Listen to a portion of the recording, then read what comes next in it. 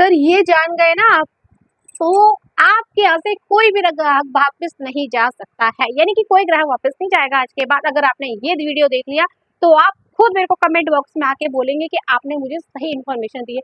जी हाँ दोस्तों, हमारी शॉप पर ग्राहक क्यों नहीं रुकते, मेन रीजन क्या है इसका? कुछ हम गलतियां ऐसी करते हैं जिनको हमें सुधारने की बहुत जरूरत है। तो मैं कुछ ऐसी मिस्टेक्स लेके आई हूँ जिनको हमें सुधारना है। तो पहले बात करते हैं हम हमारी वो ऐसी क्या गलतियां हैं।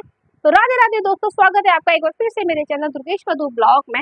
कैसे हैं आप सभी? आई होप कि सब अच्छे होंगे। चलो मेन टॉपिक पर बात करते हैं। कुछ टॉपिक मैंने लिख कर रखे हैं।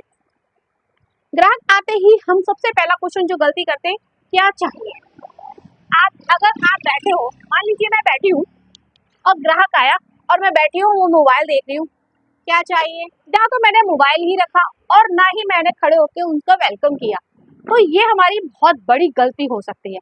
आगे हमको उसको सुधारेंगे, पहले हम गलतियां जानते हैं। दूसरी जो मिस्टेक रहती है, बिना समझाए उनको, ये जैसे उन्होंने पूछा कितने का है, 10 रुपए का है, ना तो हमने उन्हें ये बताया कि प्रोडक्ट क्या है, ना ही उन्होंने हमसे इंटरेस्ट लिया, ना ही हमने उनको बताने की कोशिश की, डायरेक्ट रेट बता दी। या फिर उन्होंने झुमके पूछे, हाँ तो हमें झुमके भी बता दिए 80 रुपए के, हमने ये भी नहीं बताया कि बहुत अच्छे हैं, ये है, ये कुछ मतलब उसकी खूबी नहीं बताया, डायरेक्ट रेट बता दिए। तो ये भी हमारी बहुत बड़ी गलती है। और तीसरी गलती जो हम सभी लोग करते हैं, ग्राहक आया और हम सिर्फ मोबाइल देख रहे हैं, जब तक उसने खुद अपनी तरफ से नहीं बोला, तो हम जब तक क्या करते हैं, बैठे बैठे बस मोबाइल को ही स्क्रॉल करते रहते हैं, बैठे आराम से मोबाइल स्क्रॉल करते रहते हैं, देखते रहे। और अगर उन्होंने कुछ पूछा कि ये है, नहीं है, ऐसे बोल के हमने टॉपिक वहीं खत्म कर दिया, यानी कि हमने उसको इंटरेस्ट ही नहीं लिया। कि उसने बोला कि आपके पास ये है और मैं मोबाइल देख रही हूँ, नहीं है, खत्म हो गया, ऐसे बोल। तो ये तरीका आप खुद देखिए, मेरा बैठना, मेरे को इस तरह से रूडली बोलना कितना गलत लगा। तो ये हमारी कुछ गलतियां हैं ऐसे कि हम फोन में बिजी थे, ना हमने उससे ये कहा कि क्या चाहिए, एक दिन बाद आ जाएगा। तो ये तरीका बहुत ही ज्यादा गलत है। चलो अब हम देखते हैं इन गलतियों को कैसे सुधारें। और फोर्थ गलती ये है कि अगर हमारी किसी ग्राहक ने हमसे किसी टॉपिक पे या किसी प्रोडक्ट के बारे में कंप्लेन करी, यानी कि उसकी एक्सपायरी डेट थी, या फिर वो डैमेज निकला, या फिर उसको कोई उसका मतलब कोई साइड इफेक्ट हुआ, या फिर उसमें कोई कमी आ गई, तो अगर उसने हमसे उस चीज की कंप्लेन करी है या फिर उसको एक्सचेंज करना है, तो क्या करते हैं कुछ हम लोगों का, दुकानदारों का कुछ तरीका ऐसा होता है, मैं कोई चेंज वेज नहीं करता, ले जाओ यहाँ से, बिक गया एक बार, मैं कोई वापस नहीं करता, मेरा ये नहीं है, एक बार बिक गया। इस तरह से रूडली लड़ने लग जाते हैं। उस कंप्लेन को हम एक लड़ाई और झगड़ा बना लेते हैं, जो कि एक गलत इम्पैक्ट डाल रहा है आपके ग्राहक के ऊपर। आपने उससे इस बार इस तरह से बात कर दी है, तो क्या वो आपके बार अगली बार आपके पास रुकेगा? जी नहीं रुकेगा। अभी मैं ही आपसे इस तरह से बात करूं, नहीं भाई एक बार ले लिया, एक्सचेंज भी होता है, जाओ यहाँ से, तो कैसा लगा आपको? या फिर मैं ही किसी के पास ऐसे ग्राहक बन के जाऊँ, मुझसे कोई ऐसे बोलेगा तो मैं उसकी दुकान पे कभी नहीं चढ़ूंगी। तो अब करते हैं बात इनको सुधारने की। तो सबसे पहले क्या करना है, अब हम उस पर नजर डालते हैं।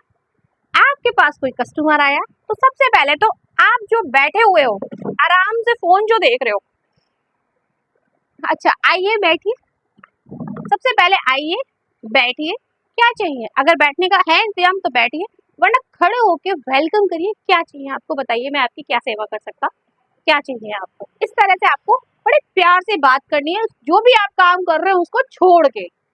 पहला पॉइंट तो आपको यहाँ सुधारना है। दूसरा, अगर उसने किसी प्रोडक्ट के बारे में पूछा है, तो उसके डायरेक्ट प्राइस ना बता के उसकी वैल्यू समझाए। ये आप साड़ी पे पहनोगे तो बहुत ही अच्छा लगता है, इसकी डिमांड आजकल इतनी चल रही है, पूरा मार्केट में ये छाया हुआ है। इस तरह से आपको उस प्रोडक्ट की वैल्यू बतानी है। तो डायरेक्ट पैसे नहीं बताना 50 रुपए का कि 80 रुपए का, ठीक है। दूसरा आपको ये याद रखना है, तो ग्राहक को इस तरह से हमें बांधना है, ना कि डायरेक्टली बात खत्म करनी, कन्वर्सेशन करके खत्म करनी है। तीसरा पॉइंट हमारा है,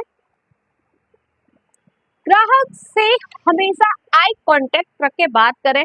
अगर आप हाँ ठीक है, ये ठीक है, ये ऐसे नजर चुरा के आप अगर बात करते हैं, या फिर आप उससे सामान दिखा रहे हैं और सामान के बाद सामान को देखते रहे, आप उसकी तरफ नहीं देखेंगे, तो उसको लगेगा एक तो आप झूठ बोल रहे हो, क्योंकि आई कांटेक्ट सबसे बड़ा आपका कॉन्फिडेंस दर्शाता है कि आप कितने कॉन्फिडेंस हो इस बात को लेकर।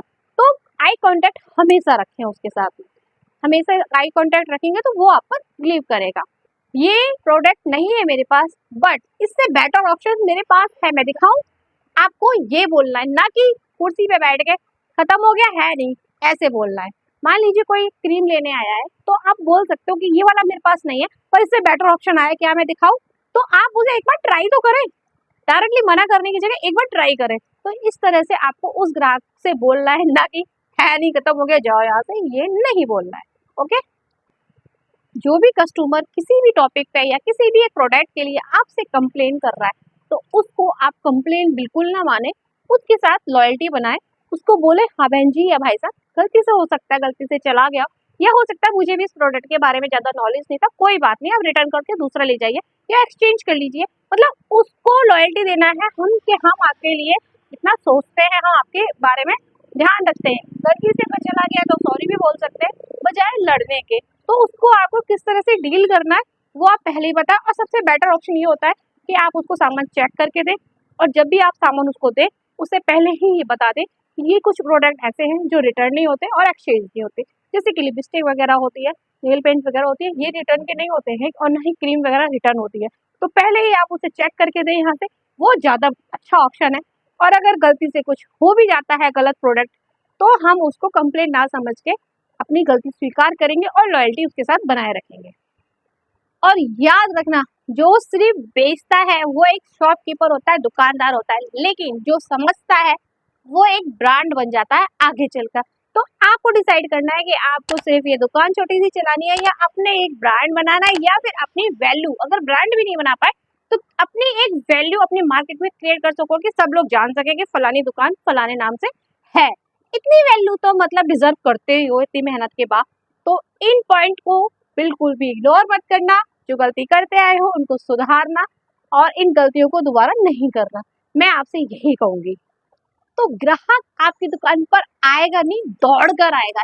यानी कि हम दुकानदार हैं और दुकानदार के लिए ग्राहक का आना कितना ज्यादा मतलब शुभ होता है कि हम खुश हो जाते हैं ग्राहक आया। तो आपको भी ग्राहक को दौड़ा के लेके आना आपकी दुकान पे। तो इन जो पॉइंटों को मैंने बताया उनको जरूर फॉलो करना।